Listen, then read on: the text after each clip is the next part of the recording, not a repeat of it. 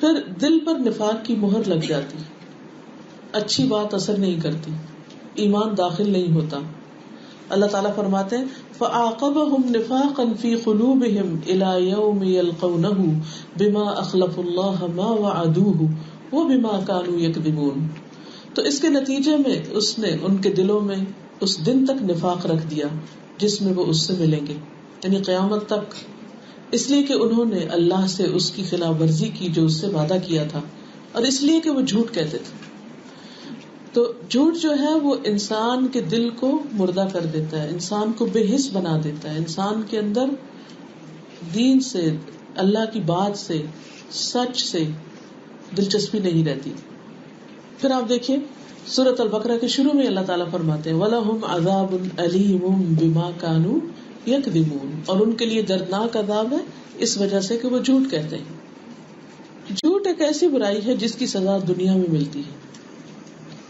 نبی صلی اللہ علیہ وسلم نے فرمایا کوئی گناہ اس لائق نہیں ہے کہ اللہ اس کے کرنے والے کو دنیا میں جلدی سزا نہ دے اور اس کے ساتھ ساتھ آخرت میں بھی اس کی سزا جمع رکھے، جیسے قطع رحمی، خیانت اور جھوٹ. یہ 3 خرابیاں ایسی ہیں کہ جو شخص اس کا مرتکب ہوتا ہے وہ دنیا میں بھی مصیبت اٹھاتا ہے. نمبر 1 قطع رحمی، رشتہ داروں سے تعلق کاٹ دینا، خونی رشتوں کو الگ کر دینا. نمبر 2 خیانت کرنا، اور نمبر 3 جھوٹ کہنا. پھر ایک حدیث کے مطابق، بخاری کی حدیث ہے کہ جھوٹے شخص کی عبادت قبول نہیں ہوتی. کس طرح؟ دلیل یاد ہے آپ کو؟ من لم يدع قول الزور والعمل به فليس لله حاجة ان يدع طعامه وشرابه. جو شخص جھوٹ بات کرنا اور دھوکہ دینا اور جہالت کی باتوں کو نہ چھوڑے. من لم يدع قول الزور والعمل به والجهل، 3 چیزیں چھوڑنی ہوں گی: جھوٹ بولنا، فریب کرنا، دھوکہ دینا اور جہالت کی باتیں. تو جو ان 3 چیزوں کو نہیں چھوڑتا، ان 3 عادتوں کو نہیں چھوڑتا، تو اللہ کو اس کی کوئی ضرورت نہیں کہ وہ اپنا کھانا پینا چھوڑ دے. یہ کون سے باب میں آتا ہے؟ روزے کے. یعنی ایک شخص روزہ رکھ کے بھی جھوٹ بولا چلے جا رہا ہے، تو اس کے بارے میں دوسری روایت میں کیا آتا ہے؟ کم من صائم لیس له من صیامہ الا الظمأ. کتنے ہی روزہ دار ایسے ہیں جن کو اپنے روزے سے سوائے بھوک پیاس کے کچھ بھی حاصل نہیں ہوتا، یعنی ان کا روزہ قبول ہی نہیں ہوتا. تو وہ کون لوگ ہیں جو اپنے روزے میں جھوٹ بول رہے ہوتے ہیں؟ ویسے بھی برا ہے لیکن روزہ رکھ کر اور برا. پھر یہ بے برکتی کا باعث ہوتا ہے. رسول اللہ صلی اللہ علیہ وسلم نے فرمایا بیچنے والے اور خریدنے والے کو اختیار ہے کہ جب تک دونوں جدا نہ ہو تو وہ اپنا سودا واپس کر سکتے ہیں. اگر وہ سچ بولیں اور صاف صاف بیان کریں تو ان دونوں کی تجارت میں برکت ہوگی، یعنی سودے کا عیب نہ چھپائیں. اور اگر دونوں نے چھپایا اور جھوٹ بولا تو ان دونوں کی تجارت میں سے برکت ختم کر دی جائے. تو مالی معاملات میں جتنی بھی ڈیلنگز ہوتی ہیں وہ بھی فیئر ہونی چاہیے. پھر جھوٹ مال میں قلت کا سبب بنتا ہے، یعنی مالی اعتبار سے بھی انسان کو نقصان ہوتا ہے. نبی صلی اللہ علیہ وسلم نے فرمایا کبھی آپ یہ لسٹ بنا دینا اور بنا کے اپنے سامنے رکھ لیں کہ جھوٹ کے اتنے نقصان ہیں، اور واقعی انسان سمجھ جائے تو ڈر جائے کہ مجھے کسی قیمت پر جھوٹ نہیں بولنا. ایسی چیز جس سے نہ عبادت قبول، نہ ایمان باقی، اور نفاق کی مہر، اور پھر مال بھی کم ہوتا ہے، یعنی دنیاوی نقصان ہے، دنیا میں ذلت. ٹھیک ہے، چھوٹی چیزیں. نبی صلی اللہ علیہ وسلم نے فرمایا کسی آدمی پر ایسی نظر کا پورا کرنا ضروری نہیں جس کا وہ مالک نہ ہو، یہ جو اس کے ہاتھ میں نہیں. ایسی منتیں نہیں ماننی چاہیے، اور اگر مان لی بھول کے تو اس سے رخصت ہے. اور مومن پر لعنت کرنا اسے قتل کرنے کی طرح ہے، کوئی کسی پہ لعنت نہ بھیجے. اور جس نے اپنے آپ کو دنیا میں کسی چیز سے قتل کر ڈالا، یعنی خودکشی کی، قیامت کے دن وہ اسی سے عذاب دیا جائے گا. اور جس نے اپنے مال میں اضافے کی خاطر جھوٹا دعویٰ کیا تو اللہ تعالیٰ اس کا مال اور کم کر دے گا. اور یہی حال اس آدمی کا ہوگا جو حاکم کے سامنے جھوٹی قسم کھائے گا، اس کے مال میں بھی بے برکتی ہوگی. پھر جو شخص جھوٹ بولنا چھوڑتا نہیں اور مسلسل جھوٹ بولتا رہتا ہے وہ اللہ کے ہاں جھوٹا لکھا جاتا ہے. عبداللہ بن مسعود کہتے ہیں کہ نبی صلی اللہ علیہ وسلم نے فرمایا بلا شبہ سچ آدمی کو نیکی کی طرف بلاتا ہے اور نیکی جنت کی طرف لے جاتی. اور ایک شخص سچ بولتا ہے یہاں تک کہ اللہ تعالیٰ کے ہاں وہ صدیق کا لقب اور مرتبہ حاصل کر لیتا ہے. یعنی اس کا نام صدیقین کی لسٹ میں آ جاتا ہے، اور بلا شبہ جھوٹ برائی کی طرف لے جاتا ہے، اور برائی جہنم کی طرف لے جاتی ہے، اور ایک شخص جھوٹ بولتا رہتا ہے یہاں تک کہ اللہ کے ہاں وہ بہت جھوٹا لکھ دیا جاتا ہے، کذاب، صرف جھوٹا نہیں بلکہ کذاب، بہت جھوٹا۔ تو اب آپ دیکھیے کہ اگر کسی شخص کا نام جھوٹوں کی لسٹ میں ہے تو قیامت کے دن وہ کیا منہ لے کے اٹھے گا اللہ کے ہاں۔ اب تھوڑی دیر کے لیے سوچیے، اگر مثلاً آج کے دن یا کل یا کسی بھی وقت آپ یہ پریکٹس کریں کہ صرف اپنی 5 گھنٹے کی گفتگو لکھیں، میں نے کیا کیا بات کی اور اس میں سے کتنا سچ تھا اور کس نے کتنی غلط بیانی تھی۔ ایک سال میں کتنے دن ہوتے ہیں؟ 365۔ اگر ہر روز انسان صرف ایک غلط بیانی کرے تو اعمال نامے میں کتنی غلط بیانیاں لکھی گئی، اور 50 سال کی زندگی میں کتنی لکھی جائیں گی؟ کیونکہ اعمال نامے میں تو ہر چیز لکھی ہوئی نہیں، صرف لکھی ہوئی بھی اور گنی ہوئی بھی ہے، نمبرز کے ساتھ ریکارڈڈ ہے، اور جو ہماری وجہ سے آگے وہ چیز پھیلے گی وہ اور زیادہ، یعنی ایک شخص نے جھوٹی بات سنی پھر اس کو پھیلا دیا، اس نے آگے تو جہاں سے شروع ہوئی تھی وہ سب چین جہاں تک چلے گی واپس اس تک بھی لکھا، یعنی اتنا ہی ملٹی پلائی ہوتا جائے گا، اور پھر یہ انسان کی عادت ہو جاتی ہے۔ اسی لیے یونس بن بشیر بیان کرتے تھے کہ ہر خصلت چھوٹنے کی امید ہے سوائے جھوٹ کے، یعنی جھوٹ کی جب عادت پڑ جاتی ہے تو وہ عادت ایسی ہوتی ہے کہ انسان کو احساس بھی نہیں ہوتا، اور پھر وہ اس کو چھوڑ بھی نہیں سکتا، کیونکہ اس کے بغیر گزارا نہیں، کیونکہ جھوٹ کے بغیر مرچ مسالہ نہیں لگتا، تو وہ لائف کو انجوائے نہیں کر سکتا۔ حسن بصری کہتے ہیں جھوٹ نفاق کا مجموعہ ہے، نفاق کی ساری چیزوں کو جمع کیا جائے تو وہ جھوٹ میں سب جمع ہو جاتی ہے۔ اچھا، مرنے کے بعد کیا سزا ہے؟ کچھ یاد ہے آپ کو؟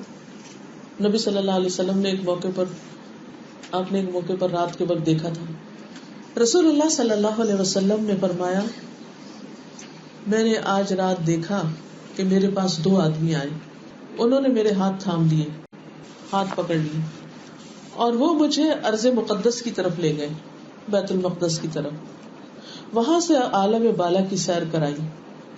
وہاں کیا دیکھتا ہوں، ایک شخص تو بیٹھا ہوا ہے سٹنگ، اور ایک شخص کھڑا ہے، اور اس کے ہاتھ میں لوہے کا ایک کانکڑا ہے، یعنی جیسے کینچی کہہ لیں،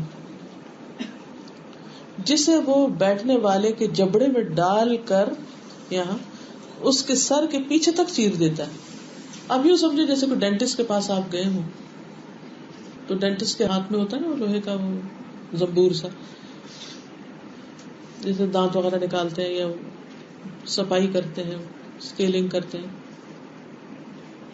تو ذرا سا بھی دانت کو اگر سن نہ ہو یا ادھر ادھر لگ جائے یا اس کی آواز ہی جو ہوتی ہے وہ کس قدر ڈسٹرب کرتی ہے۔ اب یہاں ایک شخص کھڑا ہے، جیسے ڈینٹسٹ کھڑا ہے اور ایک بیٹھا ہے، اور جو کھڑا ہے وہ اس کے منہ کو چیرتا ہے اور پیچھے تک لے جاتا ہے۔ یہ بخاری کی روایت ہے، صحیح روایت ہے۔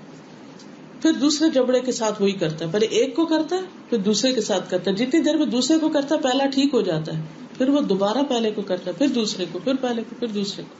میں نے پوچھا یہ کیا ہو رہا ہے؟ انہوں نے کہا، یعنی بعد میں جا کے کہا، اسی وقت نہیں بتایا تھا نا، یاد ہے نا آپ کو، سب چیزیں پھر بعد میں بتائی گئی۔ انہوں نے کہا وہ جو تم نے دیکھا تھا اس آدمی کا جبڑا لوہے کے آنکس سے پھاڑا جا رہا تھا، تو وہ جھوٹا آدمی تھا جو جھوٹی باتیں بیان کیا کرتا تھا، اس سے وہ جھوٹی باتیں دوسرے لوگ سنتے، اس طرح ایک جھوٹی بات دور دور تک پھیل جایا کرتی تھی۔ یعنی وہ صرف چھوٹے موٹے جھوٹ نہیں بلکہ جھوٹ کی نشر و اشاعت کرنے والا تھا، جھوٹ پھیلانے والا تھا، اس کے جھوٹ پوری دنیا میں پھیل جاتے، اسے قیامت تک یہی عذاب ہوتا رہے گا۔ اب آپ دیکھیے کہ آج کے دور میں جتنا زیادہ الیکٹرانک میڈیا اور جتنا جو انٹرنیٹ کے تھرو ایک بات آپ ایک وقت میں ہزاروں لاکھوں لوگوں تک پہنچا دیتے ہیں، تو ایسی جگہوں پر اور زیادہ احتیاط کی ضرورت ہے کہ غلط بیانی نہ کی جائے، صرف سچ ہی کو عام کیا جائے۔ پھر یہ کہ قیامت کے دن اللہ تعالیٰ کی شدید ناراضگی ہوگی۔ ایک اور بہت بڑا نقصان، 3 لوگ ہوں گے جن کی طرف اللہ تعالیٰ دیکھے گا نہیں، ان سے بات نہیں کرے گا۔ نمبر 1 کون ہے؟ احسان جتانے والا، کسی پہ کوئی نیکی کر کے پھر اس کو بتانے والا۔ دوسرا، جھوٹی قسم کھا کے سودا بیچنے والا۔ بعض اوقات آپ نے دیکھا ہوگا نا کہ آپ کہیں بھاؤ تاؤ کرنے لگتے ہیں تو عموماً دکاندار کیا کہتے ہیں، نہیں اللہ کی قسم اتنی تو خرید بھی نہیں، حالانکہ ایسا نہیں ہوتا، وہ جھوٹ بول رہے ہوتے ہیں تاکہ دوسرا شخص دھوکے میں رہے اور وہ زیادہ قیمت دے کے خرید لے چیز کو۔ اور تہبند کو ٹخنوں سے نیچے لٹکانے والا یعنی تکبر کا اظہار کرنے والا. پھر اسی طرح 3 آدمیوں سے اللہ تعالیٰ قیامت کے دن بات نہیں فرمائے گا، نہ انہیں پاک کرے گا، نہ ان کی طرف دیکھے گا، اور ان کے لیے دردناک عذاب ہے. اور ان میں سے ایک جھوٹا بادشاہ، یعنی عام بندہ بھی جھوٹ بولے تو برا ہے، لیکن اگر کوئی کسی قوم کا لیڈر جھوٹ بولتا ہے جس کو جھوٹ بولنے کی کوئی ضرورت نہیں ہے کہ ہر چیز کا اختیار اس کے پاس ہے، تو اس کا اور بھی برا ہے. پھر جھوٹ جہنم میں لے جانے والا ہے. رسول اللہ صلی اللہ علیہ وسلم نے فرمایا جہنمی 5 طرح کے ہیں، اور ان میں سے ایک جو جھوٹ بولتا ہے. اور اسی طرح بدخلق اور فحش گو کا بھی ذکر آپ نے کیا. قیس بن سعد کہتے ہیں کہ اگر میں نے رسول اللہ صلی اللہ علیہ وسلم سے یہ بات نہ سنی ہوتی کہ مکر اور دھوکہ آگ میں ہوگے تو میں سب لوگوں سے زیادہ دھوکہ دینے والا ہوتا. آج کل کیا سمجھا جاتا ہے جو سب سے زیادہ دھوکہ دے، فریب کرے، جھوٹ بولے، اس کو کیا سمجھتے لوگ؟ اس کے بارے میں کوئی برا سمجھتا ہے اس کو؟ اتنے خوبصورت نام اس کے رکھ دیے گئے ہیں کہ وہ اتنا ملمہ سازی کر دی گئی کہ وہ برائی نہیں لگتی. پھر لوگ کہتے بڑا ہی انٹیلیجنٹ ہے، بہت کانفیڈنٹ ہے، بہت اسمارٹ ہے. اچھا، جھوٹے لوگ قیامت کے دن بھی جھوٹ بولیں گے کیونکہ ان کو اتنی عادت پڑ گئی ہوگی کہ وہ کہیں سچ بول ہی نہیں سکتے.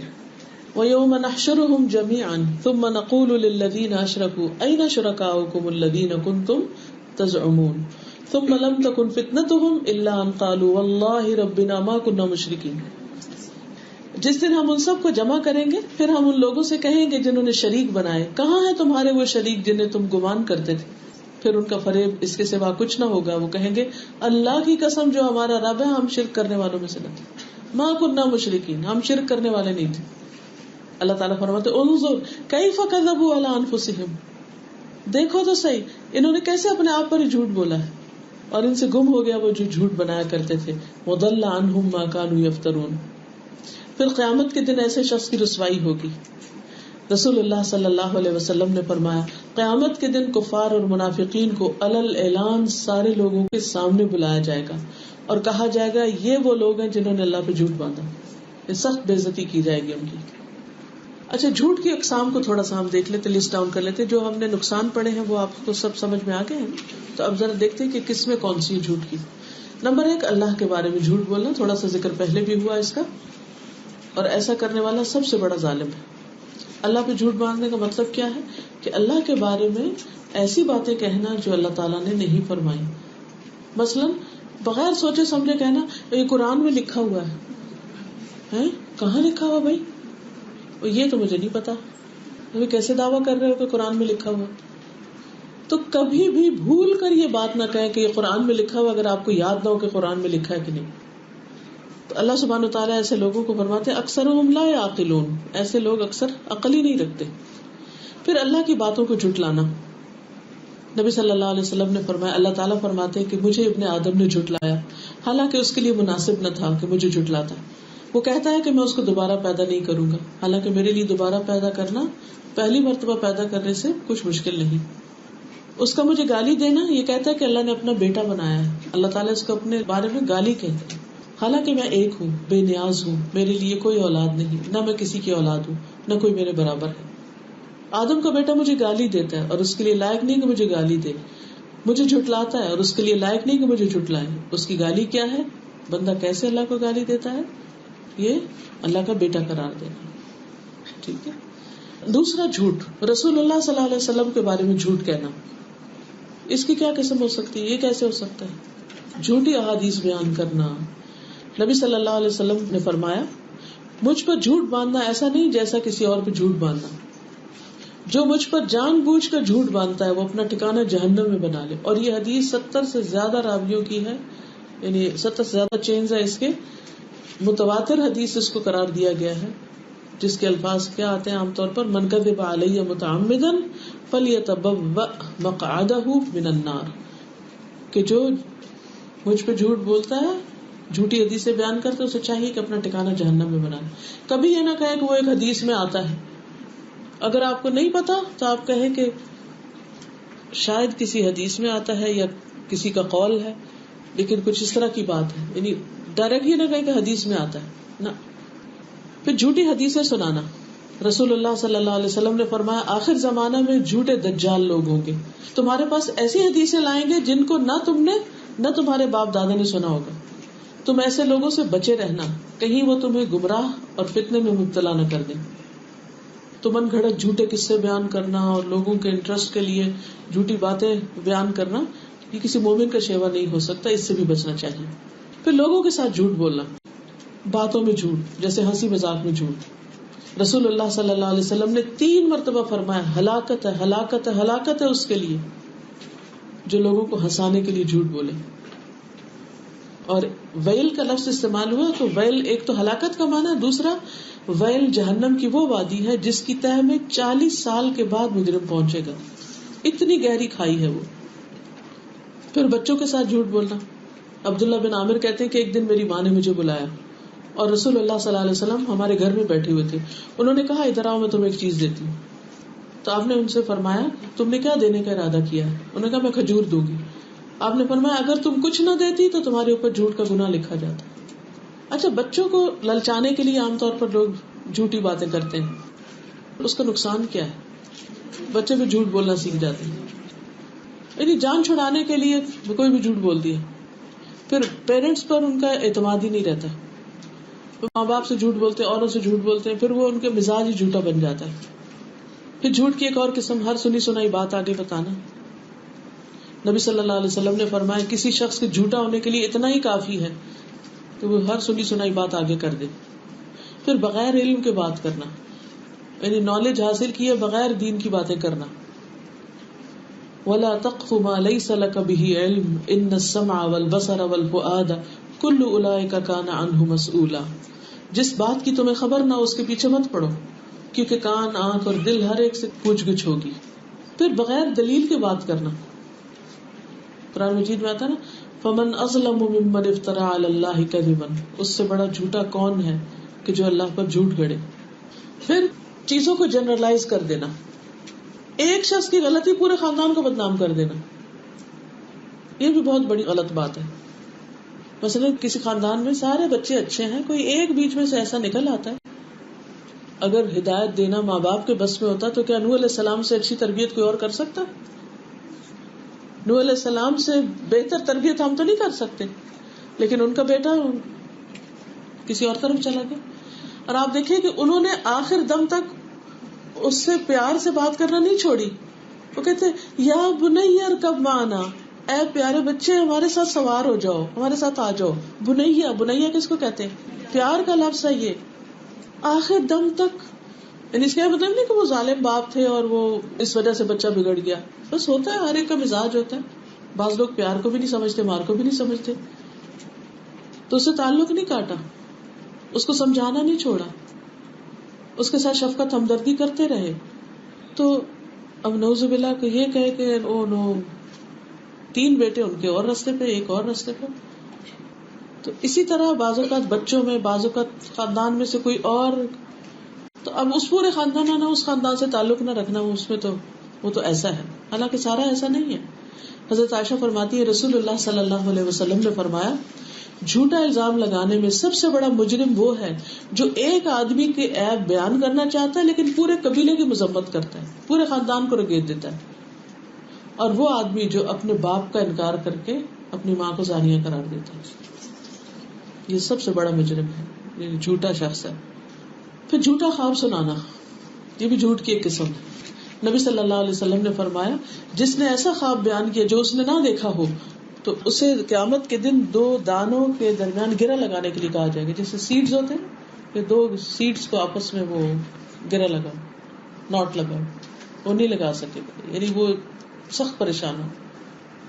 پھر جھوٹی شاعری، کاہن اور مجنون جو ہوتے ہیں کہ بعض لوگ کہتے ہیں کہ جی وہ بابے نے کہہ دیا، وہ اللہ والے ہیں انہوں نے بس کہہ دیا، وہ اس بات کو سچا ماننے لگتے تھے، حالانکہ وہ اپنی عقل سے بھی بعض اوقات وہ گئے ہوئے ہوتے ہیں. پھر سے جھوٹی پیشن گوئیوں کو عام کرنا، ایسی خبریں دینا کہ یہ ہفتہ کیسا گزرے گا، اور نجومیوں کے پاس جانا اور ان سے قسمت معلوم کرنا. اس سال قیامت آ جائے گی 2012 میں بہت زیادہ یہ بات عام تھی، اور لوگوں کو پریشان کرنا اور اس قسم کی باتیں، ان سے بھی پرہیز کرنا چاہیے. پھر اسی طرح معاملات میں جھوٹ، جیسے بدگمانی کرنا کہ ہر ایک کے بارے میں منفی سوچنا، یہ ایسا یہ بات کر رہا ہے، کیا پتا یہ مجھے بے وقوف بنا رہا ہو، کیا پتا یہ ایسا ہو، کیا پتا ایسا، ہر ایک کے بارے میں منفی بات سوچنا. Negative thinking. نبی صلی اللہ علیہ وسلم نے فرمایا بدگمانی سے بچو کیونکہ بدگمانی سب باتوں سے زیادہ جھوٹی بات ہے. اور اس میں تو آپ دیکھیں بڑے بڑے شامل ہو جاتے ہیں, نمازی, پرہیزگار, حاجی اور بڑے بڑے بظاہر متقی لوگ جو ہیں وہ کبھی ان کے سامنے کسی کے بارے میں ذکر کر دیا جائے تو وہ ایسے بڑی بڑی باتیں کر جاتے ہیں کہ جن کا حقیقت سے کوئی تعلق نہیں ہوتا. تو اس سے بچنا بہت ضروری ہے. یعنی لوگ دوسروں کے بارے میں رائے دینے سے بالکل نہیں ڈرتے, اور وہ رائے کس پر بیسڈ ہوتی, صرف سنی سنائی باتوں پر, کوئی حقیقت نہیں ہوتی اس کی. کیا ضروری ہے کہ ہم اپنے آپ کو کوئی چیز ثابت کریں کہ ہم بہت کچھ جانتے ہیں؟ نہیں پتا تو ہم کہیں لا ادری, مجھے نہیں معلوم. امام مالک کے پاس ایک شاگرد مغرب سے آیا, یعنی کہ جہاں آج کل ٹیونیشیا اور الجزائر اور یہ علاقے, سینکڑوں میل کا سفر کر, اور سوال کرنے لگا. انہوں نے ایک سوال پوچھا کہ لا ادری, جواب نہیں آتا. دوسرا پوچھا کہ انہوں نے کہا میں اتنی دور سے آؤں, میں جا کے کیا بتاؤں گا لوگوں کو. کہا جا کے بتانا مالک کہتا ہے لا ادری, مجھے نہیں آتا, میں نہیں جانتا. اچھا, ہم جو 4 لفظ پڑھ جاتے ہیں پھر ہم لازم سمجھتے ہیں کہ ہر سوال کا جواب ہمیں آنا چاہیے. وہ نہیں آتا, کیا ہوا, اس میں کون سی بڑی بات ہے؟ دنیا کا کون سا انسان ہے جسے ہر چیز آتی ہے؟ علم صرف اللہ کا کامل ہے, انسانوں کا نہیں ہے. تو اس لیے کبھی اس پہ شرمانا نہیں چاہیے کہ مجھے نہیں آتا, نہیں آتا. پھر اسی طرح شک والی چیزوں کو چھوڑ دینا چاہیے, کیونکہ ان میں بھی انسان ایک قسم کے وہ بے چینی کا شکار ہوتا ہے. نبی صلی اللہ علیہ وسلم فرماتے تھے شک والی چیزوں کو چھوڑ کے بغیر شک والی چیز کو اختیار کرو. یعنی کسی چیز کے بارے میں آدھا پتا آدھا نہیں, یقین نہیں ہے, یعنی کچھ سچ بھی ہے لیکن کچھ نہیں بھی, چھوڑ دو اس کو, کیونکہ سچائی میں اطمینان ہے اور جھوٹ میں شک ہے. پھر کھانے پینے کے معاملے میں جھوٹا تکلف. اسماء بنت یزید کہتی ہیں کہ نبی صلی اللہ علیہ وسلم کی خدمت میں کھانا آیا تو آپ نے ہمیں پیش کیا, ہم نے کہا ہمیں بھوک نہیں. آپ نے فرمایا جھوٹ اور بھوک کو جمع نہ کرو. کو پیش کرتا ہے, کھانا چاہتے ہو کھا لو, نہیں کھانا چاہتے تو نہ کھاؤ. اچھا, بعض اوقات بھوک ہوتی ہے لیکن چیز پسند نہیں ہوتی, تو یہ کہنے کے بجائے کہ بھوک نہیں ہے کہے کہ یہ پسند نہیں ہے, کہ میں یہ نہیں کھاتی, تو سچ بول دیں, کچھ بھی نقصان نہیں ہوتا. اصل میں وہ مزاج نہیں ہمارا بنا نا سچ بولنے کا, ہم ہر وقت چکری چپڑی اوپر لگا کے کچھ سے کچھ چیزوں کو پیش کرتے رہتے. پھر جھوٹی گواہی دینا. نبی صلی اللہ علیہ وسلم اس بارے میں بات کر رہے تھے اور آپ ٹیک لگائے ہوئے تھے پہلے, جب یہ بات کی تو آپ اٹھ کر بیٹھ گئے, اور اتنی دفعہ فرمایا اس بارے میں کہ صحابی جو سن رہے تھے کہنے لگے, ہم تمنا کرنے لگے کہ کاش اب آپ خاموش ہو جائیں. اس کو اتنا بڑا گناہ قرار دیا آپ نے. پھر لڑائی جھگڑے کے اندر جھوٹ بولنا. عام طور پر انسان ٹھیک ہی چل رہا ہوتا ہے, لیکن جب کسی سے اختلاف ہوتا ہے, کوئی مقابلہ ہوتا ہے, تو وہاں جھوٹ آ جاتا ہے, اس سے بھی بچنا چاہیے. ایاز بن حمار کہتے ہیں کہ رسول اللہ صلی اللہ علیہ وسلم نے فرمایا اللہ نے وہی نازل فرمائی کہ تواضع اختیار کرو, کوئی کسی کے خلاف سرکشی اختیار نہ کرے اور کوئی کسی پر فخر نہ کرے. اس پر میں نے عرض کیا اللہ کے رسول صلی اللہ علیہ وسلم, اگر کوئی مجھے ایسے مجمع میں گالی دے جو لوگ حیثیت میں مجھ سے کم ہوں تو اس پر اگر میں جواب دوں تو کیا مجھ پر بھی گناہ ہوگا؟ آپ نے فرمایا 2 گالی گلوچ کرنے والے 2 شیطان ہیں جو ایک دوسرے کی آبرو ریزی کرتے ہیں اور جھوٹ بولتے ہیں. یعنی ایک جھوٹا الزام لگاتا تو جواب میں مقابلے کے لیے یا اپنے الزام کو دھونے کے لیے اس میں بھی جھوٹا الزام لگا دے, تو یہ درست ہے. یعنی کسی کا جھوٹ بولنا ہمارے بارے میں, جھوٹا الزام لگانا ہمیں اس بات کا لائسنس نہیں دیتا, اختیار نہیں دیتا کہ ہم بھی جواباً جھوٹ بولیں اس پر. ہم کہتے نہیں یہ تو اب ایک اوپن بار ہے, ٹھیک ہے, وہ ہمیں الزام دیتے ہم بھی الزام لگائیں گے. نہیں, الزام کا جواب الزام نہیں ہے, وہ شیطان بننا ہے. پھر اسی طرح اپنا کوئی اور دین ظاہر کرنا, یعنی دین کے معاملے میں جھوٹ بولنا. مثلا کوئی شخص مسلمان ہے اور وہ کسی جگہ کوئی فائدہ اٹھانے کے لیے کہے کہ میں مسلمان نہیں ہوں, یا کوئی شخص مسلمان نہیں اور وہ اپنے آپ کو مسلمان ظاہر کرے. یعنی بعض اوقات صرف دنیاوی فائدے حاصل کرنے کے لیے اپنے ریلیجن کا نام بدل دینا یا ہونا کچھ اور ظاہر کچھ اور کرنا, شادی کے لیے یا کسی جاب کے لیے یا ویزا کے لیے یا کسی اور چیز کے لیے, یعنی اپنے ریلیجن کو تبدیل کر لینا. اس کی کوئی مثال دیں گے آپ؟ زکوٰۃ سے بچنے کے لیے اپنے آپ کو شیعہ ظاہر کر دینا. اس کے مقابلے میں سچائی جو ہے اگرچہ وقتی طور پر انسان کو خفت ہو یا کوئی نقصان ہو جائے لیکن وہ فائدہ دینے والی چیز ہے. رسول اللہ صلی اللہ علیہ وسلم نے فرمایا اگر تم میں 4 چیزیں پائی جائیں تو تمہیں دنیا کے کسی فائدے سے محرومی کا کوئی افسوس نہیں ہونا چاہیے کہ اوہ میں نے سچ بولا تھا نا اس لیے میرے ساتھ یہ ہو گیا. یعنی سچ بولنے پر کبھی افسوس نہیں ہونا چاہیے. نمبر 1 امانت کی حفاظت، نمبر 2 سچی بات، نمبر 3 حسن فطرت اور رزق کی پاکیزگی. کیونکہ سچ کی وجہ سے انسان کو حق و باطل کا پتہ چلتا ہے. سچ جنت کی ضمانت. رسول اللہ صلی اللہ علیہ وسلم نے فرمایا تم 6 چیزوں کی مجھے ضمانت دو، میں تمہیں جنت کی گارنٹی دیتا ہوں. نمبر 1 جب تم میں سے کوئی بات کرے تو جھوٹ نہ بولے، امانت رکھی جائے تو خیانت نہ کرے، وعدہ کرے تو نہ توڑے، اپنی نظروں کو جھکا کے رکھے، اپنے ہاتھوں کو روک کے رکھے، ظلم نہ کرے کسی پر، اور شرمگاہوں کی حفاظت. کسی کو حدیث یاد ہے کہ جس سے پتہ چلتا ہے کہ جھوٹ چھوڑنے والے کے لیے جنت میں کون سا مقام ہے، کہاں جگہ ہوگی؟ رسول اللہ صلی اللہ علیہ وسلم نے فرمایا میں جنت کی ایک جانب میں محل کا ذمہ دار ہوں، یعنی جنت کی ایک سائڈ پر اس کے لیے جو حق پر ہونے کے باوجود جھگڑا چھوڑ دے، اور جنت کے درمیان میں محل کا ذمہ دار ہوں جو جھوٹ چھوڑ دے. اتنا بڑا ریوارڈ، اگرچہ مذاق میں ہی کیوں نہ ہو، جھوٹ چھوڑ دے خواہ مذاق میں ہی کیوں نہ ہو، ایسے شخص کے لیے یہ مقام. اور جنت کی اعلیٰ منازل میں ایک محل کا اس شخص کے لیے جو اپنے اخلاق کو عمدہ بنا لے. سلف صالحین حضرت بلال رضی اللہ تعالیٰ عنہ جو صحابی ہیں، وہ کہتے ہیں جب سے مسلمان ہوا ہوں آج تک کبھی ایک جھوٹ نہیں بولا. ہم کہاں سے اپنا شروع کریں گے کہ فلاں تاریخ سے، فلاں دن سے، فلاں موقع سے، فلاں جگہ سے آج تک جھوٹ نہیں بولا؟ کون کہتا ہے، کون دعویٰ کر سکتا ہے؟ یہ فرق ہے ہم میں اور صحابہ میں. عمر بن عبدالعزیز کہتے ہیں جب سے چادر باندھنی سیکھی ہے، یعنی ہوش سنبھالا ہے، اس دن سے آج تک میں نے کوئی جھوٹ نہیں بولا. تو چلے ہم آج سے سوچ لیں کہ یہ جاننے کے بعد آج سے میں بہت محتاط رہوں گی، مذاق میں بھی نہیں اور بدگمانی میں بھی نہیں، ہر ایک کے بارے میں گمان اچھا رکھوں گی اور سنی سنائی باتیں آگے نہیں کروں گی، اور پچھلے جو بھی ہم سے ہوا اس سب پر توبہ. کہ اللہ تعالیٰ تو ہمارے دلوں کو ہدایت دے، ہم اپنے سارے گناہوں کا اعتراف کرتے، تو ہمیں معاف کر دے.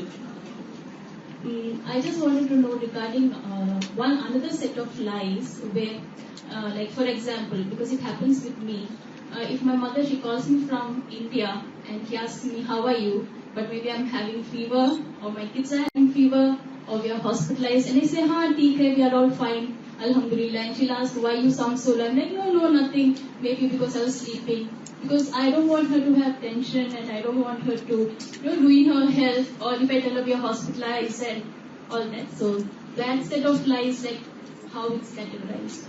آپ اس معاملے میں کہہ سکتے الحمدللہ علی کل حال، ہر حال میں اللہ کا شکر ہے، اوپر نیچے ہوتا رہتا ہے، کبھی کچھ ہو جاتا ہے کبھی کچھ، یہ تو زندگی ہے، زندگی یہی ہے.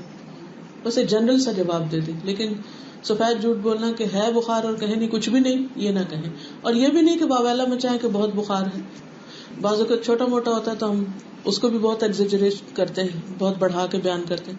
تو کیوں والدین کو ہم پریشان نہیں کرتے، انہیں کہیں کہ الحمدللہ سب ٹھیک ہے، بس آج کل وائرل تھوڑا سا موسم بدل رہا ہے، بخار ہو جاتا ہے. تو وہ کیا کریں گی اس کے بعد جب انہیں پتا چلے گا کہ ان کو بچوں دعا کریں گی تو وہ فائدہ دے گی نا، تو سچ کا فائدہ ہو جائے گا. اور اگر ہم یہ کہیں کہ نہیں ہم انہیں کچھ بھی نہیں بتاتے کہ پریشان نہ ہو، تو ان کے دل کو پھر بھی سمجھ آ جاتی ہے. ماؤں کے دل ایسے ہوتے ہیں کہ پتہ نہیں کہاں سے خبر لگ جاتی ہے، کچھ نہ کچھ وہ کھٹک سی ہوتی.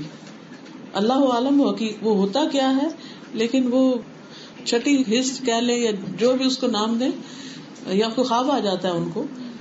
یعنی جو بھی ہم سے محبت کرتے ہیں، ہمارے بارے میں کنسرنڈ ہوتے ہیں، اتنا سوچتے ہیں کہ وہ پہنچ جاتے ہیں کہیں نہ کہیں سے حقیقت تک.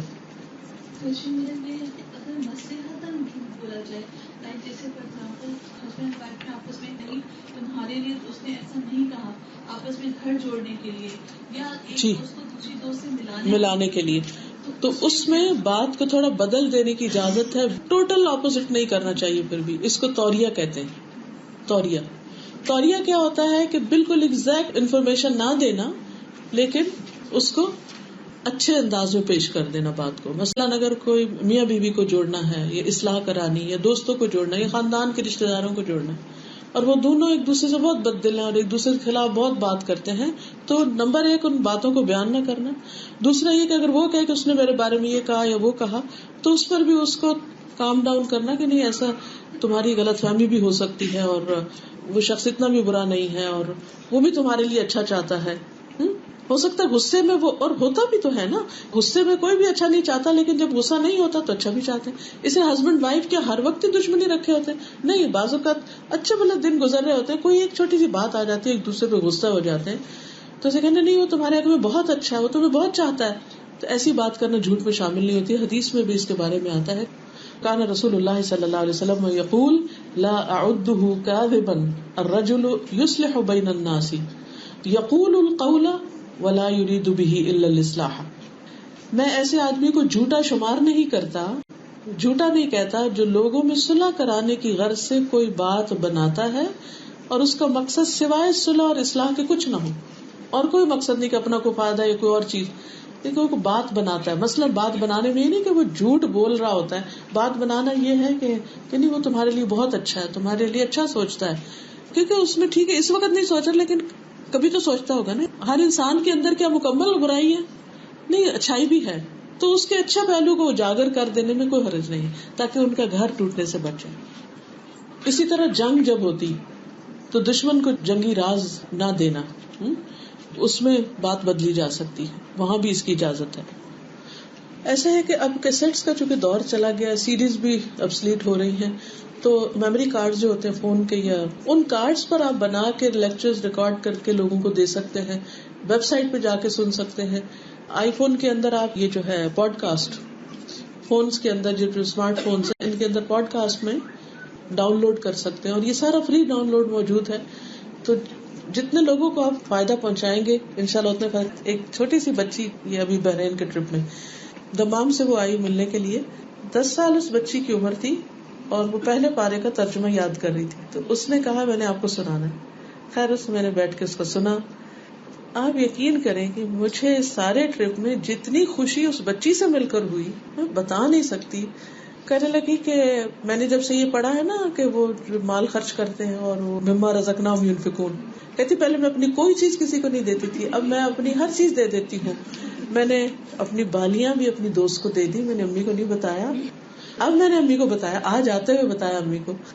میں بہت خوش ہوں. میں دیکھا میرے بیگ میں کوئی چیز اس کے نام جو چاکلیٹ تھی، جو چاکلیٹ اس کو دی تو آپ یقین کریں کہ تھوڑی دیر میں اس کی چھوٹی بہن آئی 1 سال کی، تو چاکلیٹ اس نے اس کو دے دی.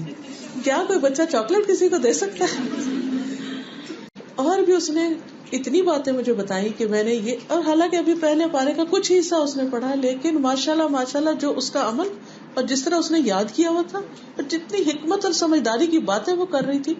میں نے کہا مجھ سے ایک وعدہ کرو، اپنی زندگی میں 1,00,000 لوگوں کو قرآن پڑھانا ہے تم نے. کہتے انشاءاللہ انشاءاللہ. ان کی امی سے جب ملاقات کی میں نے سوچا کہ کون ہے اس کے پیچھے. اچھا جب ماں سے ملاقات ہوئی تو ماں کہنے لگی کہ میں کچھ عرصہ پہلے حج پہ گئی تھی، کہتی مجھے کچھ پتا نہیں تھا دین کا، انڈیا سے تھی وہ خاتون، کہنے مجھے کچھ پتا نہیں تھا، صرف آپ کی ویب سائٹ کا کسی نے مجھے لنک دیا لکھ کے، کہتی میری تو دنیا ہی بدل گئی ہے، صرف ایک لنک کہ میں اسی پر سنتی ہوں. اور یہ بچی کہنے لگی کہ میری ماما نے مجھے منع کیا ہوا ہے کہ صرف آپ اس ویب سائٹ پہ جا سکتے ہیں، وہ کڈز لینڈ وغیرہ پہ، اور کہیں نہیں جائیں گے. تو کہنے لگی میں کہیں نہیں جاتی کیونکہ میری ماما نے مجھے منع کیا ہے، اور میں اسی کو ہی سنتی ہوں. اور میرے بھائی کو ساری سٹوریز یاد ہو گئی ہیں، وہ سن کے اور فلاں سٹوری میں دیکھا یہ ایسا کہا کہ ویسے اتنا کچھ اس بچے. تو میں سوچ رہی تھی کہ کس گھر میں اب کمپیوٹر نہیں ہے، لیکن اگر کیسٹس نہیں ہے یا سیڈیز نہیں ہے یا فون نہیں ہے، تھوڑا سا انٹرنیٹ، چھوٹا سا بھی کمپیوٹر ہو تو بہت کچھ فائدہ ہو سکتا ہے. صرف ایک ویب سائٹ کا لنک شیئر کرنے سے اگر ایک بچے کے اندر اتنی تبدیلی آئی اس ماں کی وجہ سے تو کہاں تک چینج ہو سکتا ہے. اور یہ سب آپ کے حسنات میں لکھا جائے گا. اب وہ کوئی پتہ نہیں وہ تھا کون جس نے لکھ کر دیا. تو اگر حسن اخلاق کے بھی لیکچرز کا آپ دوسروں کو صرف چھوٹا سا کارڈ بنا کے چھوٹے سے پیپر پر ہی لکھ کر آپ دے دیں تو انشاءاللہ تعالیٰ بہت فائدہ ہوگا. السلام علیکم میم میرے بڑے بھائی کو میرے تایا نے ایکچولی اڈاپٹ کیا ہوا ہے. وہ جانتے ہیں کہ وہ اڈاپٹیڈ ہے اینڈ وہ اپنے پیرنٹس کو چاچا چاچی کہہ کے بلاتے ہیں. کیا یہ بھی جھوٹ ہے؟ اور چاچا چاچی نہ کہیں کیونکہ رشتہ ابا اما کا ہے تو بڑے ابا بڑی امی کہہ لیں، ٹھیک ہے. چاچا نہ کہیں کیونکہ وہ چاچا ہے نہیں، یہ جھوٹ ہوتا ہے پھر ہر دم. میں پوچھی تھی آپ سے کہ اکثر جیسے ہم لوگ جو ہے اپنے گھر میں یاسین کا ختم کرتے ہیں، کوئی فوت ہو جاتا ہے تو اس کی ڈیتھ اینیورسری کی قرآن پاک پڑھاتے ہیں، تو اس کے اندر کہیں حدیث میں کوئی ذکر ہے کہ ہمارے نبیوں نے کسی نے کیا تھا؟ نبی صلی اللہ علیہ وسلم کے زمانے میں قرآن مجید کا جتنا بھی حصہ اترتا تھا وہ لوگ اس کو پڑھتے تھے، سمجھتے تھے، اس پر عمل کرتے تھے. حضرت خدیجہ کی وفات ہوئی اور صحابہ کی ہوئی، جنگ احد میں 70 صحابہ شہید ہوئے. کسی ایک انسیڈنٹ میں بھی آپ نے لوگوں کو یہ نہیں کہا کہ بیٹھ کے فوت ہونے والوں کے لیے قرآن پڑھو. قرآن ہدایت کی کتاب ہے اور زندوں کی کتاب ہے، تو اس لیے ایسا کچھ بھی نہیں ہے. تعلیم تدریس کے لیے اکٹھے بیٹھ کے اگر پڑھ رہے ہیں، سن رہے ہیں، سنا رہے ہیں، وہ ٹھیک ہے، لیکن یہ ہے کہ اس طرح کسی اور کو پڑھ کے نہیں دے سکتے. کیا ہم کھانا کھا کے کسی کو دے سکتے ہیں؟ نہیں دے سکتے. اسی طرح قرآن پڑھ کے ہم کسی کو نہیں دے سکتے. وہ تو ہم نے پڑھا، ہمارے اندر چلا گیا، ہمارے دل پہ اثر ہوا یا جو بھی. اب یہ جیسے کہہ رہے ہیں کہ بچے ہیں تو وہ پڑھتے ہیں، تو وہ جو روٹین میں روز پڑھتے ہیں نا، اگر پیرنٹس نے ان کو سکھایا ہے یا ٹیچرز جنہوں نے ان کو سکھایا ہے، ان کو ساتھ ہی صدقہ جاریہ ثواب ملتا چلا جاتا ہے. لیکن اگر کسی نے کسی کو سکھایا نہیں، کوئی ایفرٹ ہی نہیں لگائی، نہ اس کو کچھ دیا نہ کیا، اور وہ پڑھ رہا ہے کہ آپ کو دے رہا ہے، تو ایسی کوئی مثال حدیث میں ہے نہیں.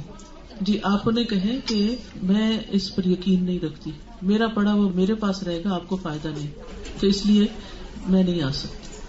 اور آپ پیار سے بات کر لیں. ایسا نہیں کہ وہ کہیں کہ اچھا یہ اچھا دین پڑھ گئے ہیں کہ یہ بد اخلاق ہو گئے ہیں. بد اخلاقی کسی صورت میں نہیں، لیکن بات اگر ایک دفعہ کسی کو بتا دیں پھر اگلی دفعہ وہ کہتے ہیں وہ نہیں پڑھتے، پریشانی ختم ہو جاتی. نبی صلی اللہ علیہ وسلم کے پاس ایک شخص آیا اور اس نے کہا کہ میرا بچہ، اور جب یہ چھوٹا تھا تو میں اس کو پالتا تھا، اب یہ بڑا ہوا اس کے پاس اور میرے پاس نہیں. شاید بیٹے نے آ کے کہا تھا کہ میرا باپ مجھ سے مانگتا ہے، تو آپ نے فرمایا انت و مالک لابیک کا، تو اور تیرا مال تیرے باپ کا ہے. تو جیسے ہم بچوں کے مالک ہیں، بچوں کے مال کے بھی، یعنی اگر اس میں سے کچھ لیتے ہیں تو لے سکتے ہیں. جو بچوں کے ہم نام رکھتے ہیں تو ان کے بچوں کے اوپر اثرات ہوتے ہیں. جیسے میری ایک بیٹی ہے، وہ تھوڑی سہمی رہتی ہے اور بولتی نہیں زیادہ، تو میں نے سنا ہے لوگ نام بدل لیتے ہیں، بچوں پہ فرق پڑ جاتا ہے. اور دوسری بات یہ کہ ماشاء اللہ میرے ابھی 4 بچے ہیں، چاروں چھوٹے ہیں. میرے شوہر کو بہت بچوں کی بھی خواہش ہے، تو آپ کو اپنی میاں کی مرضی دیکھنی چاہیے کہ آپ اپنے اوپر بھی یہ چیز سوچیں کہ جیسے اسلام میں کیا چیز ہے کہ میاں کا بھی حق بنتا ہے کہ اس کو کتنوں کی خواہش ہے، کہ آپ اپنے بارے میں بھی سوچیں کہ ہمارے لیے ذرا مشکل ہوگا. پہلی بات یہ ہے کہ نام کے اثرات واقعی ہوتے ہیں. کچھ نام نبی صلی اللہ علیہ وسلم نے چینج کر دیے تھے، آپ نے ان ناموں کو پسند نہیں کیا. تو ہمیشہ بچوں کے اچھے نام رکھنے چاہیے. اور دوسری بات یہ ہے کہ جہاں تک تعلق ہے اور بچے پیدا کرنے کا، تو اگر آپ کی صحت اجازت دیتی ہے تو مشکل تو ضرور ہوتی ہے، لیکن ایک ایک لمحے کا اجر ہے، اتنا ہی زیادہ ماں کا اجر بڑھتا چلا جائے گا جتنے وہ بچوں کو پالے گی. وہ اللہ تعالیٰ توفیق دیتا ہے، سب چل جاتا ہے. جب بڑے ہو جاتے ہیں تو انسان کہتا ہے سب کہاں اڑ گئے، کدھر گئے. وقتی طور پہ مشکل لگتا ہے، لیکن یہ ہے کہ اللہ کی ایک نعمت. السلام علیکم. ہم جانتے ہیں کہ سود جو ہے وہ حرام ہے، لیکن اگر ہم دانستہ کوئی اکاؤنٹ ڈالر کا کھولتے ہیں پاکستان میں اور اس کا پروفٹ بھی لیتے ہیں اور یہ نیت رکھتے ہیں کہ ہم حکومت کو کیوں پیسہ دیں، یہی پیسہ جو ہمیں ملے گا اوپر، ہمیں پتہ ہے اسٹیٹمنٹ سے، ہم اس کو کسی کی مدد کے لیے استعمال کریں گے، دو یہ بھی جانتے ہیں کہ اس کا اجر نہیں ملے گا، لیکن کسی کے گھر سے بھوک شاید تھوڑی عرصے کے لیے مٹ جائے، تو کیا یہ برا فعل ہے؟ پھر بھی اس کو اگر آپ یوں سمجھیں جیسے ایک سانپ ہے، تو سانپ کو اٹھائیں گے تو کاٹے گئے. تو سود کا جو لین دین ہے وہ کسی بھی شکل میں جائز نہیں ہے، ٹھیک ہے نا، درست نہیں ہے. اگر ہم کسی کو اس میں سے دیتے ہیں تو اس میں اس کے لیے بھی کوئی برکت نہیں اور کوئی فائدہ نہیں. اور اگر ہم اس کے لین دین میں انوالوڈ ہیں تو وہ ہمارے عمل کا حصہ بن جائے گا، اس لیے بچنا ہی بہتر ہے. کہ آپ کو جھگڑا نہ کرنا پڑے، جھگڑے سے بچنے کے لیے اپنا حق چھوڑ دیتے ہو تو اس شخص کے لیے بھی جنت میں ایک مقام ہے. تو کیا ہمیں اپنا حق چھوڑ دینا چاہیے؟ لینا چاہیے، حق ضرور لینا چاہیے اور حق چھوڑنا نہیں چاہیے، لیکن بعض اوقات جھگڑا ختم نہیں ہوتا، نسلیں برباد ہو جاتی ہیں اس جھگڑے کی وجہ سے. تو ایسی صورت میں انسان کو فیصلہ کرنا چاہیے کہ اس جھگڑے کو کنٹینیو کرے یا چھوڑ کر آخرت کے اجر کی توقع رکھے. یعنی اس کا یہ مطلب نہیں کہ ہر چیز اپنی چھوڑ دے، یہ بھی چھوڑ دے، نہیں، لے اپنا حق لے، لیکن اس کی کیا قیمت دینی پڑ رہی ہے اور اس کے پیچھے کتنا کچھ عزت، جان، مال، وقت برباد ہو رہا ہے. تو ایسی صورت میں انسان پھر آخرت پہ چھوڑے.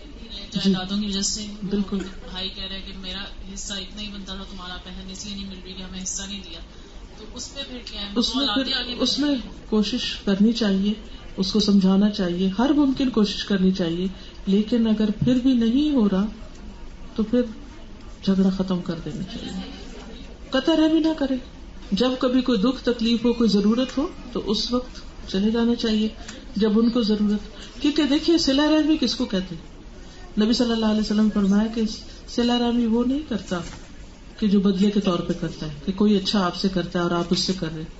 صلہ رحمی کرنے والا وہ ہے جو آپ سے کاٹتا ہے تو آپ اس سے جڑتے ہیں. If someone fears hasad, then is it allowed to hide it by lies? یعنی اس کے دل میں کسی کے خلاف حسد ہے اور اس کا دل کوڑتا ہے اور اس کی کوئی چیز دوسرے کی اچھی نہیں لگتی لیکن پھر بھی وہ اچھی طرح معاملہ کرتا ہے، تو یہ جھوٹ نہیں ہوتا، یہ تو خوش اخلاقی ہے. جھوٹ اس وقت ہوگا جب وہ کہے نہیں میں تو تم سے بڑی محبت کرتا ہوں، حالانکہ اندر کوئی محبت نہیں بلکہ الٹی جلن ہے. تو نارمل رہے، غلط بیانی نہ کرے لیکن بد اخلاقی نہ برتے. کوئی کہے کہ یہ سچ ہے، میں چونکہ دل سے نفرت کرتا ہوں کسی سے تو میں اب نفرت کا اظہار شروع کر دوں، تو اس کی اجازت نہیں ہے. مومن بد اخلاق نہیں ہوتا. ہجرت کے وقت حضرت ابو بکر صدیق جب گئے تھے تو لے گئے تھے اور حضرت اسماء سے اس کے دادا نے پوچھا تھا کہ کیا تمہارا باپ کچھ تمہارے لیے گھر میں چھوڑ کے گیا ہے آگے کے نانک کے لیے؟ تو حضرت اسماء نے کنکریوں پہ کپڑا ڈال کے دادا کا ہاتھ لگوایا تھا کہ تسلی ہو جائے. تو کیا اس طرح کی سچویشن بھی جھوٹ میں شامل ہوتی ہے کہ بڑوں کی تسلی ہو جائے بس، یعنی ایسا ان کو یہ حکمت سے کام لینا ہوتا ہے، یہ جھوٹ نہیں. میرا نام شکیلا ریاض ہے، میں پچھلے 15 سال سے آپ کی آن لائن اسٹوڈنٹ ہوں. میں باقاعدہ نہیں پڑھ سکی لیکن ویب سائٹ کے تھرو میں نے لاسٹ 99 سے اسٹارٹ کیا ہوا ہے، مطلب ہوتا ہے. اور میرے ماشاءاللہ 4 بچے ہیں، تو میں ایک کوشچن کرنا چاہ رہی ہوں اس سلسلے میں کہ وہ 2 ہیں قرآن پڑھانے کے حوالے سے 2 باتیں ہیں کہ ایک حفظ کرانا بچوں کو اور ایک ان کو ٹرانسلیشن کرانا. میں پوچھنا چاہتی ہوں کہ بچوں کس ایج سے ٹرانسلیشن کو کس طرح اسٹارٹ کیا جائے؟ تھوڑا سا میں کنفیوز اس سلسلے میں، تھوڑا مجھے گائیڈ. 2 چیزیں نا، ایک ناظرہ پڑھانا ہے تو جب ہر بچے کی استعداد فرق ہوتی ہے، کچھ بچے بہت ارلی ناظرہ پڑھ لیں. حفظ جو ہے وہ بھی اگر ارلی ایج میں شروع کر لیا جائے تو وہ بہتر ہوتا ہے، کیونکہ جب بچے بڑے ہو جاتے ہیں. ان کا سوال ہے کہ حفظ یا ترجمہ پڑھنے یا غور و فکر کرنے میں سے کس کو ترجیح دی جائے. اگر آپ بچوں پر غور کریں نا تو کچھ بچے میمورائزیشن میں بہت اچھے ہوتے ہیں، بہت ٹاکیٹو ہوتے ہیں، باتونی ہوتے ہیں اور کسی وقت خاموش نہیں ہوتے. ایسے بچوں کی صلاحیت پہچاننی چاہیے کہ یہ حفظ میں اچھے ہوں گے. کچھ بچے ایسے ہوتے ہیں جو بہت سوچتے ہیں، غور و فکر کرتے ہیں، بڑی گہری گہری باتیں کرتے ہیں، سوال بڑے اچھے کرتے ہیں، تو ان کی صلاحیت جو ہے وہ غور و فکر کی ہے، تو ان کو اس طرف ڈالنا چاہیے. ہاں اگر وہ اپنا شوق ظاہر کرے، لیکن ہر بچے کو کچھ نہ کچھ حصہ قرآن مجید کا حفظ ضرور کرانا چاہیے نماز کے لیے. اب ایج کون سی ہو اس میں بھی فرق ہے. اب اگر ترجمہ پڑھانا ہے تو کچھ بچے بہت ارلی ایج میں بھی ترجمہ یاد کر لیں گے. سارے قرآن مجید کو آپ ایک دم نہیں پڑھائیے کہ 1 سال میں ترجمہ کروا دیں. ان کو چھوٹی چھوٹی صورتوں سے جو نماز میں پڑھی جاتی ہے اس سے شروع کر لیں، 30ویں پارے سے کر لیں، پھر 29ویں پہ کچھ کہیں سے بھی، اور ان کے حساب سے چلیے. مثلاً عموماً جو ہے میرے خیال میں 12, 13, 14 سال کی عمر جو بڑی مناسب ہے. مثلا میں نے 14 سال کی عمر میں شروع کیا اور میں نے 18 سال میں ختم کیا تھا. 4 سال لگے. 4 سال لگے. کس بات کا رش ہے، کس بات کی جلدی ہے؟ قرآن تو ساری 22 سال میں اترا ہے، ہمیں کیا جلدی ہے کہ ہم 1 یا 2 سال میں پورا کر لیں. یہ ڈاکٹرز آج کل بولتے ہیں کہ یوگا کرو تو کیا اسلام میں جائز ہے؟ اور ایک جگہ میں جا رہی ہوں، ادھر ایرانیز ہے، سب مسلمان ہیں، لیکن شروعات میں وہ لوگ منتراس کچھ پڑھتے ہیں. کیا میں وہ لوگ کو منع کروں؟ یا وہ لوگ کو پتا نہیں کیا ہے، لیکن میں انڈین ہوں، مجھے پتا ہے کہ وہ غلط ہے، تو وہ لوگ کو اگر میں نہیں روکوں گی تو میں گناہ میں پڑ جاؤں گی. اور اگر بتانا ہو تو کس طریقے سے وہ لوگ کو سمجھاؤں، کیا بولوں وہ لوگ کو؟ منترا کے الفاظ کا مطلب آپ کو آتا ہے جو وہ پڑھتے ہیں؟ آپ جہاں جاتے ہیں ان کو آپ بتائیے کہ یہ لفظ جو آپ بول رہے ہیں اس کا یہ میننگ ہے اور یہ چیز درست نہیں ہے. اور اگر باقی ایکسرسائز کرنا یا سانس کی ایکسرسائز ہے ان میں کوئی حرج نہیں ہے، وہ بہت سی بیماریوں کا علاج بھی اس سے ہوتا ہے. لیکن جو الفاظ بولے جاتے ہیں یا جو امیجنیشن ہوتا ہے یا کوئی ایسے ایکشن ہے کہ جو امیجنیشن میں بھی اگر کسی بت یا کسی اور روح یا کسی چیز کے آگے ہاتھ جوڑ رہے ہیں یا کچھ کر رہے ہیں تو وہ ٹھیک نہیں. لیکن ایکسرسائز کر سکتے ہیں اور اس کی وجہ آپ لوگوں کو بتا سکتے ہیں. آپ سبحان اللہ پڑھ لیں، الحمدللہ پڑھ لیں، کیونکہ یہ تمام جوڑوں کا صدقہ بھی ہے. تو اب آپ اگر نہیں بتاتی تو ان کا سوال یہ بھی ہے کہ نہیں بتاتی تو کیا گناہگار ہوں گی؟ جی ہاں، جب آپ کے سامنے کوئی برا کام ہو رہا ہو اور آپ کے پاس ہمت ہو کہ آپ اس کو سمجھا سکے، روک سکے اور پھر نہ روکے تو وہ گناہ ہوتا ہے. یہ مجھے پوچھنا تھا کہ بچوں کو آج کل نافرمانی سے کیسے بچائیں؟ یعنی کہ ہر بات میں بچے ضد کرتے ہیں اور مانتے نہیں ہیں بات. پیرنٹس کی موسٹلی یہی کمپلین ہوتی ہے، تو مطلب کیا طریقہ اختیار کریں؟ اس پر میں نے دبئی میں ہی ہم اور ہمارے بچے کے نام سے کئی دن تک لیکچرز دیے تھے. تو اگر آپ ان کو دوبارہ سن لیں، ساتھ ساتھ سنیں اور ساتھ ساتھ اس میں جو ٹیکنیکس آپ کو بتائی گئی ہیں ان کو آپ استعمال کریں. ویب سائٹ پہ سب موجود ہے، ہم اور ہمارے بچے. میں آپ سے ایک سوال پوچھنا چاہ رہی ہوں جو کامنلی بہت میری آبزرویشن میں آ رہا ہے کہ جب بھی میں دیکھتی ہوں کہ بعض لوگ ہیں جنہوں نے ماشاءاللہ پورا کورس کیا ہوا ہے قرآن کا، ماشاءاللہ وہ الہدا کا بھی بہت سالوں سے ماشاءاللہ بتاتے رہتے ہیں، مگر میری ایک بہت سمپل سی چیز سمجھ میں نہیں آتی کہ مطلب آپ اپنے آپ کو پوری فیملی کا جائزہ، پوری سوسائٹی کا جائزہ، فرینڈس کا جائزہ، سب کے تبصرے کر کے اپنے آپ کو چیک لسٹ دیتے رہتے ہیں کہ ہم نے یہ پڑھا ہوا ہے، ہم روزہ منڈے تھرسڈے کا رکھتے ہیں، ہم تہجد کو اٹھتے ہیں، ہم نے اتنے عمرے کی. مگر اللہ معاف کرے کہ جب مطلب عام چھوٹی سی ڈیلنگ کی بات آتی ہے ریگولر لائف میں دیر از نو نیڈ فار جھوٹ، آپ بھرپور جھوٹ بولتے ہیں. میرے سمجھ نہیں آتا ہے، میرے تو جسم پہ کانٹے آتے ہیں. میں کہتی ہوں کہ دیکھو میں نے کوئی کورس نہیں کیا ہوا، مگر میری امی اللہ جنت نصیب کرے، میرے فادر، مطلب شروع سے ہم نے دیکھا ہے کہ جھوٹ کی ہمارے گھر میں کوئی تھی ہی نہیں، جگہ ہی نہیں تھی. مطلب نوکر یا کوئی کسی نے اگر غلطی سے جھوٹ بولا اس کو اتنی ڈانٹ پڑتی جیسے پتہ نہیں کیا ہو گیا. تو میں نے کہا اس طرح ہم گرو ہوئے اور میں نے کہا مجھے تو کچھ نہیں آتا، نہ میں نے کوئی کورس کیا ہوا ہے، مگر مجھے یہ پتا ہے کہ یہ ساری چیزیں آپ ویری ویری امپورٹنٹ بیکاز یہ اندر سے آتی ہیں. مگر آپ بیٹھے ہر ایک کو اور اتنی بات منٹ پہ آپ بول رہے ہوتے ہیں کہ میں یہ سمجھ میں نہیں آتا، اور پھر آپ اپنے آپ کو یہ کہتے ہیں دیکھو میں تو ایسا ابایا لیتی ہوں، اس پہ کوئی موٹیو نہیں بنا ہوا ہوتا ہے. میں تو گھر میں کوئی جینٹس آتے ہیں میں تو ابایا نہیں اتارتی، تو مجھے سمجھ نہیں آتا. اصل میں ہم میں سے ہر ایک جو اس کے پاس اچھا ہے اس پہ خوش ہو رہا ہے، اور جو اپنی برائیاں ہو رہی ہم دیکھتے ہیں. ہم میں سے ہر ایک کو چاہیے کہ وہ صرف اپنی اچھائیاں نہ دیکھے، اپنی غلطیاں دیکھے، اور جو غلط کر رہا ہے اس کے لیے اچھا گمان رکھتے ہوئے دعا کرے اور اس کو بتائے بھی کہ دیکھو تمہارے اندر ماشاءاللہ بہت خوبیاں ہیں، لیکن یہ نہ کیا کرو. یہ ہے سنسیئرٹی، ٹھیک ہے نا؟ کیوں نہیں بتا سکتے؟ پھر ہماری دوستی کیا ہوئی؟ ہم ایک دوسرے کا آئینہ ہیں، ہمیں ایک دوسرے کو بتانا ہوگا. اگر ایسے لوگ اس طرح کی حرکت کریں، اگر ان کو نہیں گائیڈ کریں گے تو وہ تو پھر دوسرے لوگ. کیونکہ بعض اوقات ایک شخص غلطی کر رہا ہوتا ہے اور اس کا احساس تک نہیں ہوتا. یہ پاکستان میں جو اسلامک بینک ہیں اس میں باقاعدہ تقی عثمانی صاحب اور دوسرے بڑے علماؤں نے جو اپنے فتوے دیے ہوئے ہیں، تو ہم کیا ان کے فتووں کو پریفر کریں گے یا جو آگے، کیونکہ میرے ہسبینڈ میرا مکان ہے، وہ کہتے ہیں اس کو بیچ کے اس بینک میں رکھ دو، اس میں فتوا دیا ہوا ہے انہوں نے، تمہیں کیا پرابلم ہے؟ تو اس کے ذمہ دار ہم لوگ ہوں گے یا دوسرے؟ ذمہ دار تو فتوا دینے والے ہی ہوتے ہیں، لیکن یہ ہے کہ یعنی میں ان سے کہتی ہوں میرا صرف ایک فتوے پہ نہ جائیں. صحیح، اس میں کافی سارے فتوے ہیں جو مجھے لا کے انہوں نے پیپر بھی دکھایا. وہ کہتے ہیں میں جب کہہ رہا ہوں میں تمہارا شوہر ہوں تو تم، جب انہوں نے فتوا دے دیا پھر آگے ہمارا شوہر کا معاملہ شوہر پہ چھوڑ دیں، لیکن آپ اس میں شریک نہیں ہو. آپ کیا سمجھتی ہیں کہ وہ جائز ہے یا؟ میرا دل نہیں مانتا. نہیں، میرا بھی نہیں مانتا، لیکن وہ میرے ابھی بھی پیچھے ہیں. تو آپ کیا کہتی ہیں، شوہر کی بات مانیں یا؟ آپ کیا مانیں گے؟ ان کا معاملہ ہے، وہ کریں جو کرنا چاہتے ہیں. کیونکہ وہ مکان میرے نام ہے، وہ کہتے تم بیچو گی تو رکھو گی. میں نے کافی عرصے سے ان سے باقاعدہ لڑائی بھی کی ہے، میں نہیں بیچتی. رینٹ کی بات نہیں، رینٹ پہ دیا، وہ کہتے جتنا بینک سے مل رہا ہے اس سے زیادہ تمہیں وہاں سے مل رہا ہے. تم 10,000 کے بجائے وہاں 25,000 مل رہا ہے، لیکن تم مانتی نہیں ہو. جو برکت 10,000 میں ہوگی نا 25 میں ہوگی. کبھی کبھار سگی 2 بہنوں میں یا سگے 2 بھائیوں میں کوئی اتنا زیادہ معاملہ بگڑ جاتا ہے کہ مطلب سیپریٹ ہو جاتے ہیں کہ بھائی ہم نہیں ملیں گے. آپ یہ مجھے بتائیے کہ صلہ رحمی کی آخری حد کیا ہے؟ یعنی کہ آپ یہ کہہ رہے کہ کتنا حد تک ہم کر سکتے ہیں کہ بھائی اس سے زیادہ آپ نے کیا تھا؟ دیکھیے، سب سے پہلے تو ہمیں یہ دیکھنا ہوگا کہ صلہ رحمی کا مطلب کیا ہے. اختلاف، لڑائی جھگڑا، فتنہ فساد، بہت ساری چیزیں ہوتی ہیں خاندانوں میں، رشتہ داروں میں، لیکن خون کے رشتے کیا کاٹے جا سکتے ہیں؟ کیا بھائی یہ کہہ سکتا ہے کہ یہ میری بہن ہے ہی نہیں؟ یہ نہیں کہہ سکتا نا. ٹھیک ہے وقتی طور پہ غصے ہوئے, ناراض ہوئے, پھر آہستہ آہستہ کیا ہوتا ہے, جتنی بھی آگ کے شعلے اوپر جائیں پھر آہستہ آہستہ بیٹھنے لگتے, کچھ عرصے کے بعد پھر دل واپس پلٹنے لگتے. تو اس لیے وقتی طور پر اگر کوئی ناراضگی ہے بھی تو دل میں یہ نہ کہیں یا قسم نہ کھائے کہ میں تو ساری زندگی نہیں بولوں گی اس سے اور ہمیشہ کے لیے ختم. یہ قطع رحمی ہے. ٹھیک ہے اسے آپ یہ کہہ سکتے کہ میں ناراض ہوں, میرا دل نہیں چاہ رہا اس کو دیکھنے کو, نہیں بولنے کو.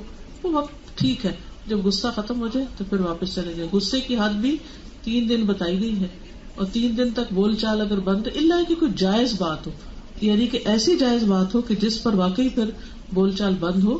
ادر وائز چھوٹی موٹی لڑائیوں جھگڑوں پر کتنا بھی غصہ ہو تو 3 دن سے زیادہ کلام ختم نہیں کرنا چاہیے.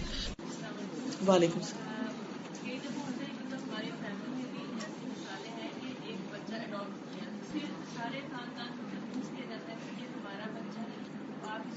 یہ جھوٹ ہے اور اس پر بہت پکڑ بھی ہے. سورۃ الاحزاب میں تو ہے, لیکن حدیث بھی ہے جس میں بڑی سخت وعید بیان کی گئی. آپ سورۃ الاحزاب کے شروع کی آیات پڑھ لیجئے, اس میں بہت واضح انداز میں بتایا گیا ہے کہ یہ غلط بیانی ہے. اب کرنا کیا چاہیے, جب بچہ چھوٹا ہو اس کو ساتھ ہی بتا دینا چاہیے کہ اصل امی ابا کون ہے.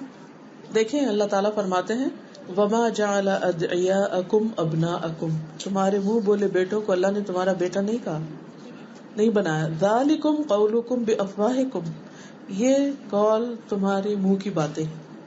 واللہ یقول الحق, اللہ حق بات کہتا ہے. وہو یہدی السبیل, اور وہ سیدھا رستہ بتاتا ہے. ادعوہم لآبائہم, ان کو ان کے باپ ہی کے نام سے پکارو. ہوا اقسط عند اللہ, یہ اللہ کے نزدیک زیادہ انصاف والی بات ہے. تو ان کو بتانا چاہیے. دیکھیے آپ اپنے آپ کو رکھ کے دیکھیے, اگر آپ کو نہ پتا ہو آپ کس کی اولاد ہیں تو آپ کو کیسا لگے گا. ساری زندگی دھوکے میں انسان ہو, یہ کسی کے ساتھ بہت بڑا ظلم ہے. ان کو بتایا جائے کہ یہ نہ کرے. سورۃ الاحزاب کی آیات بتائیے ان کو. آخر میں ایک شعر سناؤں گی عربی کا. ولدتک امک یا ابن آدم باکیا والناس حولک یضحکون سرورا فاحرص لنفسک ان تکون اذا بکوا فی یوم موتک ضاحکا مسرورا. آدم کے بیٹے جب تم پیدا ہوئے تھے تو تم رو رہے تھے. امیجن کریں جب بچہ پیدا ہوتا ہے تو کیسے پیدا ہوتا ہے, روتے ہوئے. یہ اللہ کا قانون ہے, ٹھیک ہے نا. یعنی جب بچہ پیدا ہوتا ہے تو روتا ہے. اور تمہارے رشتے دار مسکرا رہے تھے. کوئی کہہ رہا تھا میں باپ بن گیا ہوں, کوئی ماں بن گئی, کوئی انکل, کوئی ماموں, کوئی چچا, کوئی. اب اپنی زندگی میں ایسے کام کرو, ایسی نیکیاں کماؤ کہ اللہ تم سے راضی ہو. جب تم اس دنیا سے جانے لگو لوگ رو رہے ہیں اور تم مسکرا رہے ہو, ٹھیک ہے نا. لوگ رو رہے ہو تمہارے جانے پہ کہ اتنا اچھا آدمی چلا گیا, اور تم خوش ہو جاؤ, مسکراتے ہوئے جاؤ کہ دنیا کی مصیبتوں سے جان چھوٹ گئی. تو زندگی ایسی گزاریں, اور یہ انہیں کو نصیب ہوگا جو سچ بولنے والے ہیں. تو اللہ تعالیٰ ہمیں سچ بولنے کی توفیق دے, سچا بنا دے, ہمیں صدیقین میں شامل کر لے, اور ہمیں جھوٹ سے نفرت عطا کرے. وآخر دعوانا ان الحمد للہ رب العالمین. سبحانک اللہم و بحمدک اشہد ان لا الہ الا انت استغفرک و اتوب الیک. السلام علیکم و رحمۃ اللہ وبرکاتہ.